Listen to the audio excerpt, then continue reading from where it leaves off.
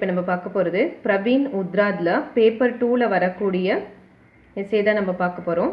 இது வந்து பாஷா விஞ்ஞான் பிரவேஷில் வரக்கூடிய டாபிக்ஸ் தான் இது. அதாவது பேப்பர் 2ல உங்களுக்கு 5th ரோமன் லெட்டரில் 4 கொடுத்துட்டு எனி 2 அட்டன் பண்ண சொல்லுவாங்க. ஸோ மோஸ்ட்லி இது பார்த்தீங்கன்னா டோட்டலாக நமக்கு 26 இருக்கும். ஸோ அதில் நீங்கள் ஃபஸ்ட்டு ஹாஃப் நல்லா தரோ பண்ணிட்டீங்கனாலே உங்களுக்கு ஆட்டோமேட்டிக்காக அதுலேருந்து 2 அட்டன் பண்ணிடலாம்.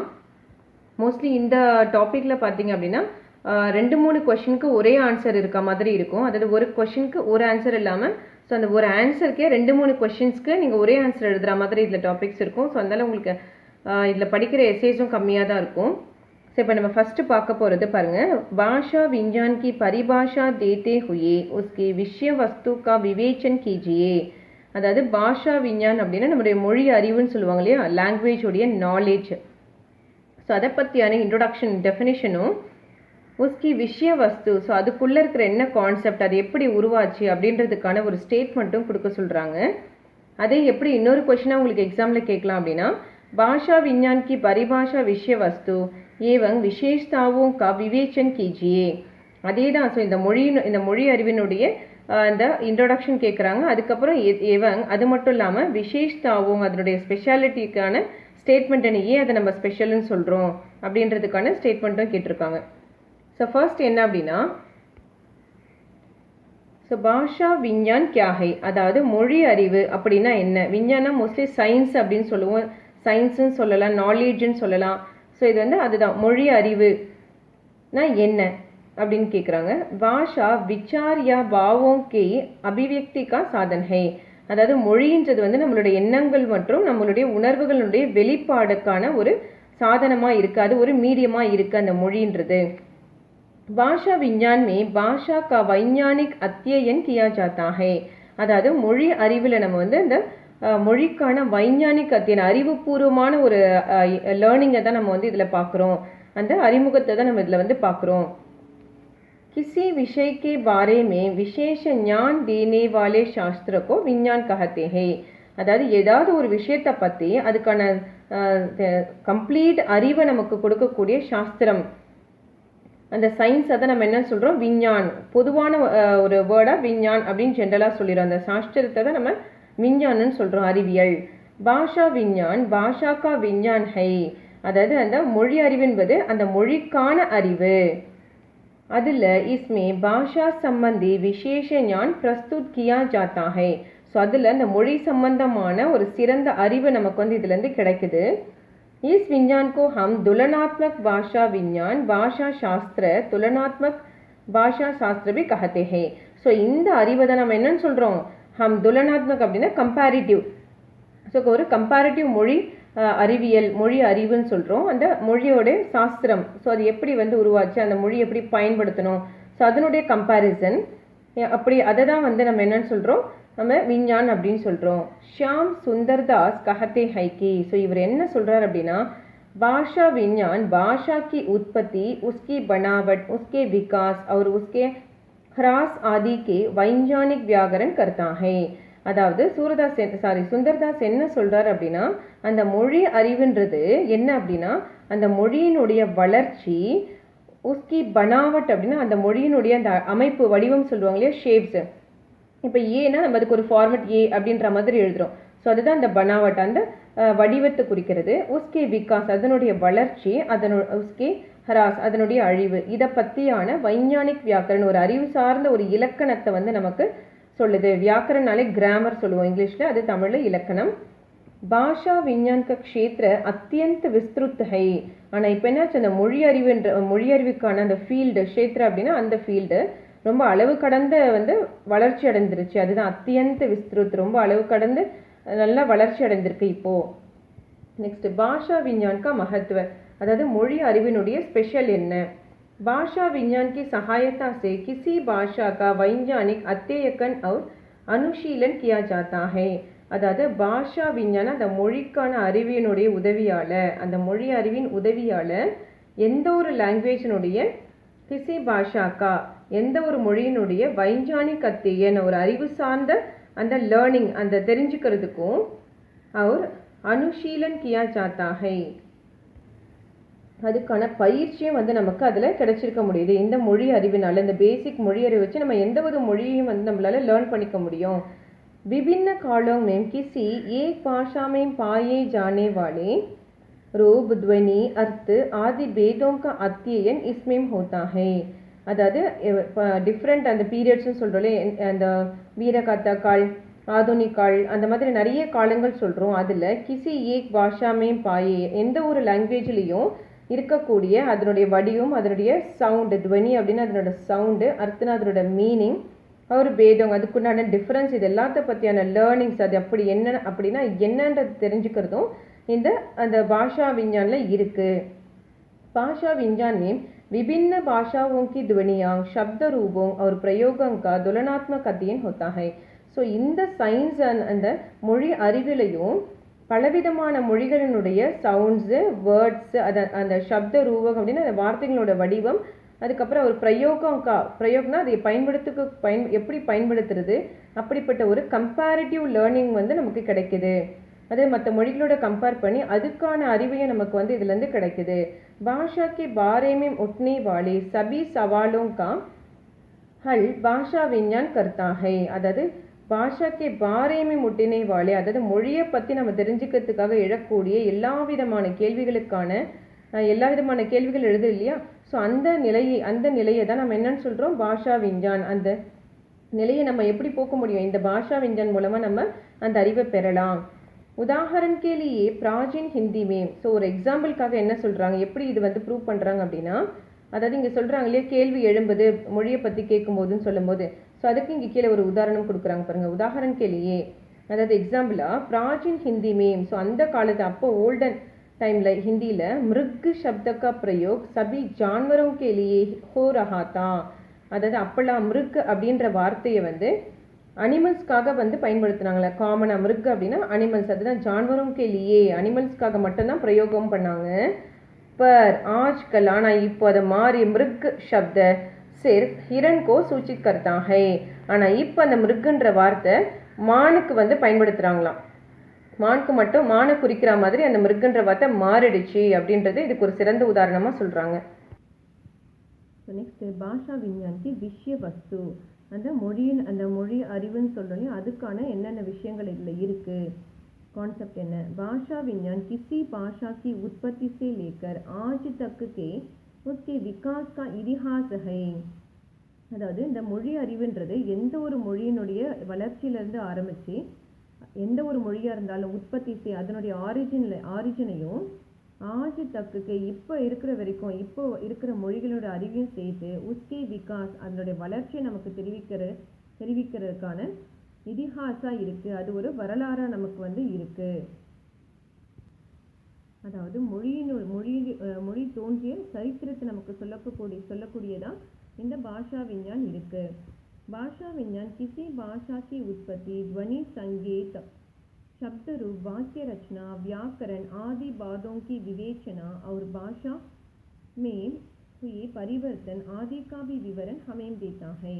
அதாவது இந்த மொழி அறிவு எந்த ஒரு மொழியினுடைய வளர்ச்சியையும், அந்த மொழியினுடைய குறிப்பையும், அந்த சொல்லினுடைய குறிப்பு, அந்த சொல் எதை குறிக்குது, அந்த சவுண்டு, சப்தரூப அந்த வார்த்தையினோட வடிவம், அந்த வாக்கிய ரச்சனை அந்த வாக்கிய அமைப்பு, வியாக்கரன் இலக்கணம், ஆதி பாதோங்கி இந்த எல்லா விஷயங்களினுடைய விவேச்சனா ஸ்டேட்மெண்ட்டையும், அவர் பாஷாமேம் ஹொயே அது மட்டும் இல்லாமல் அந்த மொழியில் ஏற்படக்கூடிய பரிவர்த்தன் மாற்றங்களையும், ஆதிகாபி விவரன் இது எல்லாத்த பற்றியான டீட்டெயில்ஸை ஹமேம் தேத்தாக நமக்கு இந்த பாஷா விஞ்ஞான் கொடுக்குது. பாஷா கே இதிஹாஸ் கே க்ஷேத்ர உஸ் பாஷா தக் ஹி சீமித் ரஹதா ஹை. அதாவது ஒரு மொழியினுடைய வரலாறுன்றது அந்த பாஷாக்கு இதிஹாஸ் கா க்ஷேத்ர அந்த மொழியினுடைய வரலாற்று சம்பந்தமான விஷயங்கள் எல்லாமே அந்த மொழியோடையே முடிஞ்சு போயிடும். பாஷா தக்கு சீமித் அந்த மொழியோடைய அதோடைய எல்லை இருந்துரும், அவ்வளோதான். அந்த மொழி அதுக்கு மேலே போகாது. இப்போ ஒரு நாட்டில் தமிழ் பேசுகிறாங்கன்னா அந்த தமிழ் அவங்களுக்குள்ளேயே மட்டும்தான் இருக்கும். அதனுடைய வளர்ச்சின்றது அவங்களோட ஏரியாக்குள்ளே மட்டும்தான் இருக்கும். பர் பாஷா விஞ்ஞான் கா க்ஷேத்ர, ஆனால் மொழி அறிவுன்ற ஃபீல்டு வந்து அசீமித் ஹை. அசீமித்னா அன்லிமிட்டட், எல்லா இடத்துலையும் வந்து வளர்ச்சி அடைந்திருக்கும். इसमें कई भाषाओं का अध्ययन किया जाता है. ஸோ இதில் பலவித மொழிகளை பற்றியான அறிவு வந்து நம்ம இதில் கற்றுக்க முடியும். உன்கா துலனாத்மக் அத்தியன் भी किया जाता है. ஸோ அதுக்கான கம்பேரிட்டிவ் அது எப்படி அதனுடைய கம்பேரிட்டிவ் இன்ட்ரொடக்ஷன் லேர்னிங் ஆல்சோ நம்ம இதில் வந்து கிடைக்கும். அது கம்பேர் பண்ணி நமக்கு இன்ஃபர்மேஷன் கொடுத்துருக்காங்க, அதை பற்றியும் நம்ம இதில் வந்து தெரிஞ்சுக்க முடியும். तुलनात्मक अध्ययन के लिए निम्नलिखित 2 बातों आवश्यक है. அதாவது இந்த கம்பேரிட்டிவ் ஸ்டடியில் நிமனலிகித் அதாவது இங்கே கீழே கொடுக்கப்பட்ட 2 விஷயங்கள் வந்து ரொம்ப ரொம்ப முக்கியம் சொல்கிறாங்க.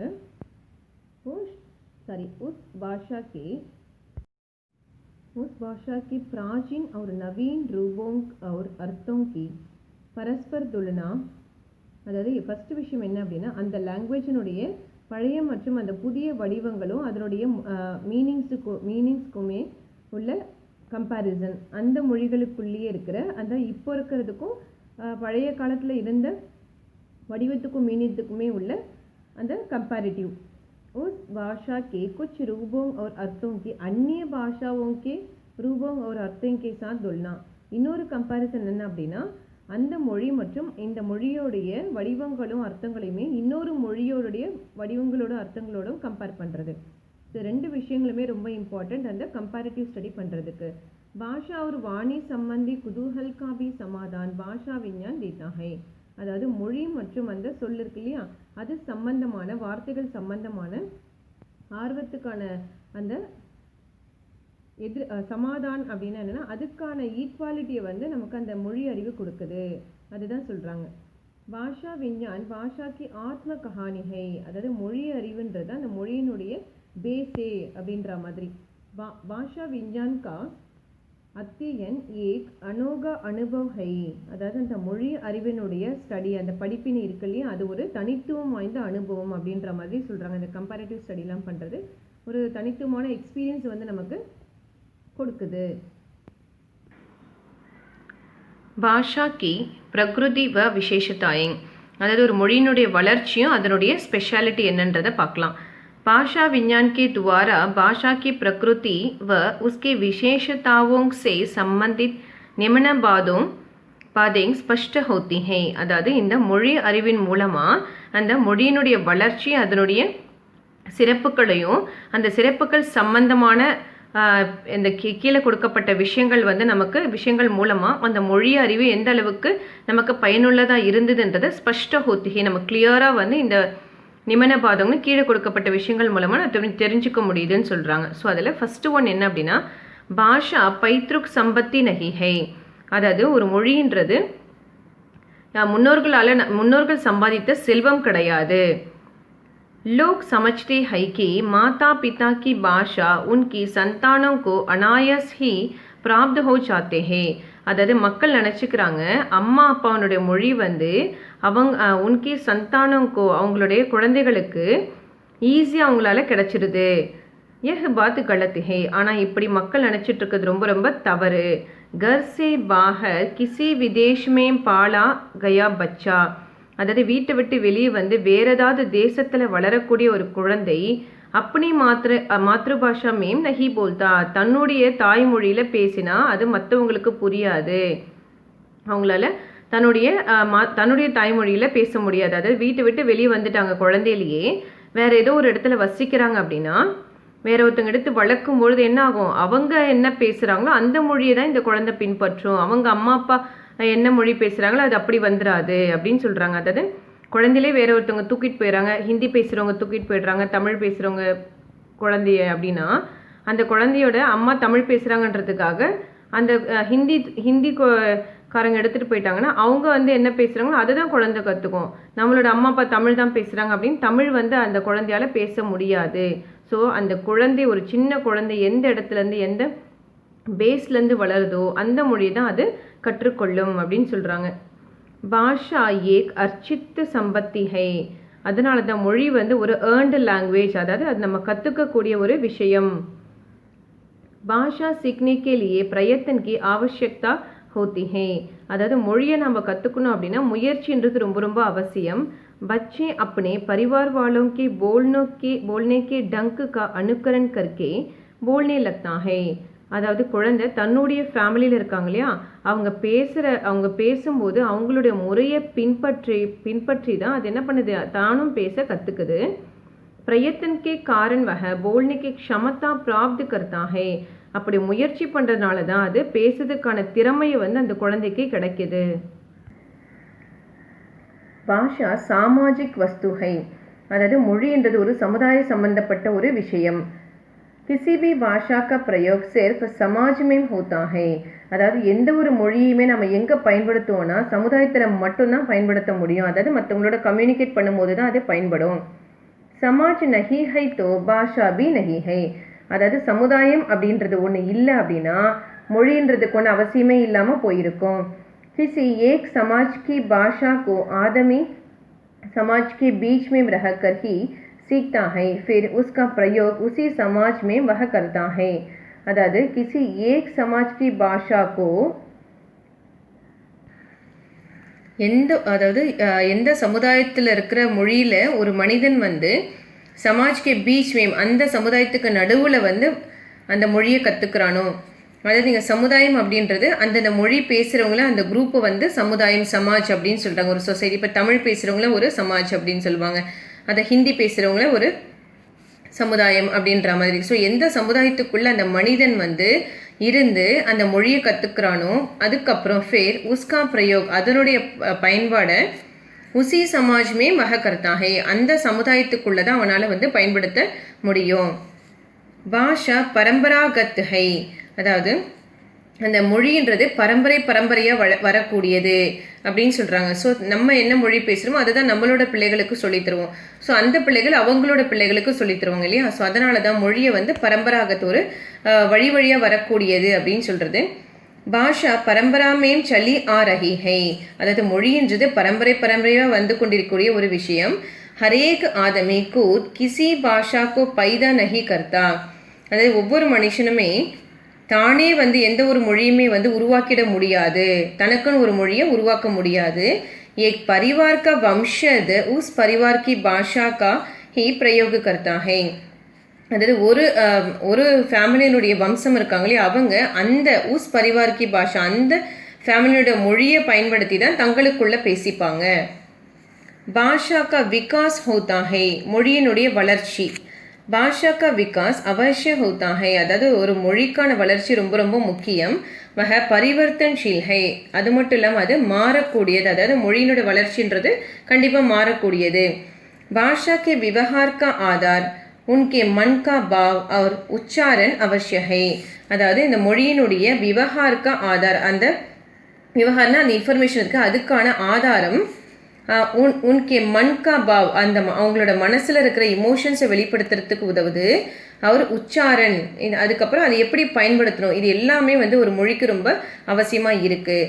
மனுஷ்ய பரிவர்த்தன்ஷீல் इसलिए उनकी भाषा भी परिवर्तित होती रहती है, அதாவது மனிதன் வந்து மாறக்கூடியவன், அதனால தான் அவனோட மொழியும் கூட கண்டிப்பாக மாறும் அப்படின்னு சொல்கிறாங்க. நயி நயி கோஜ் கே காரன் வி பாஷா விகசித் ஹோத்தி ஜாத்தி ஹே, அதாவது புதிய தேடலின் காரணமாக, கோஜ் அப்படின்னா சர்ச் பண்ணனால நிறைய விஷயங்களை தேடி போனதுனால மொழியினோட வளர்ச்சியும் ரொம்ப மிகப்பெரியதாக இருந்துச்சு அப்படின்னு சொல்கிறாங்க. அக்கேலி வியக்தி சே பாஷா உற்பன்ன நஹி ஹோ சக்தி, அதாவது அக்கேலி வியக்தின்னு அது ஒரு தனி மனிதனால் மட்டும் ஒரு மொழியை வந்து வளர்ச்சியடை செய்ய முடியாது.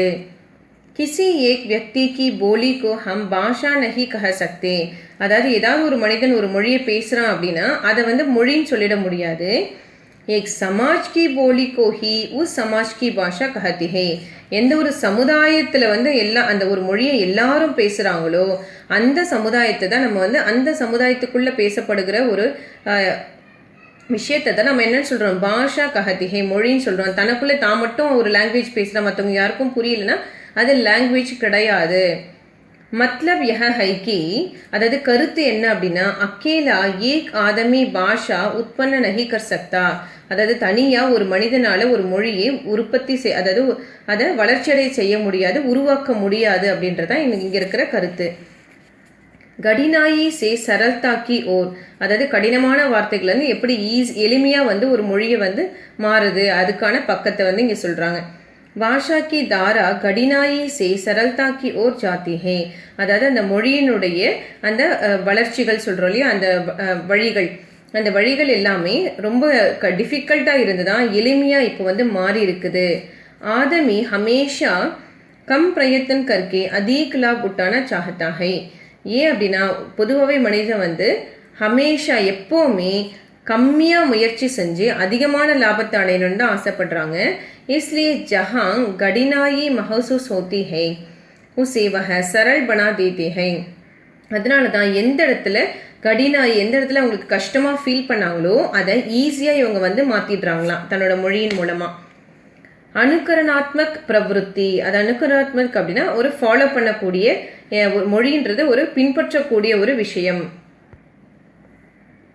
அதாவது பொதுவாகவே மனிதர்கள்கிட்ட வந்து எந்த ஒரு விஷயத்தையும் மற்றவங்க பண்ணாங்கன்னு அதை ஃபாலோ பண்ணக்கூடிய ஒரு டெண்டன்சி வந்து இருக்குது இல்லையா. ஸோ அதை வச்சு தான் இந்த ஹெட்டிங் வந்து இந்த இதில் கொடுத்துருக்காங்க. அனுகரணாத்மக் பிரவருத்தி, அதாவது ஃபாலோவிங் டெண்டன்சின்னு சொல்கிறது.